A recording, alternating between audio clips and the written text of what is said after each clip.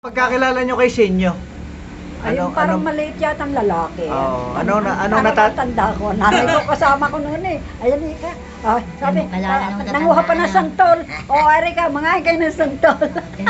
Ayun na, maliit pa rin naman ako. Alam Sa bayan yan. Sa bayan. Sa Kaingin. Sa Kaingin, yun. Binigyan kayo ng santol. Nanguha pa ng santol. Yung Ano, umakyat o sinungkit?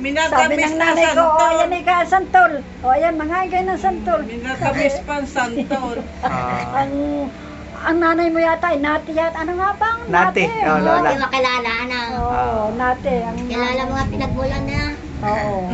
Anong araw pa yun. Taga rito yung Senyo sa Patungan. Ano? Oo, anak ng Pedro yun eh. Oo, tama. Oo, magaling na. Alam. Oo, Ay, yun. matatanda yung una, kilala eh. Pedro, tsaka Turang. Ano? Oo, malipit ka.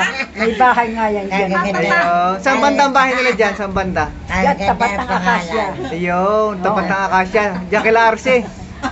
Yung natataiwan ko, yung bahay ng may akasyang yan, yung bahay ko sa Turang, yung bahay Lola Turang, noon, yan ang ginawang school, pumutok yan.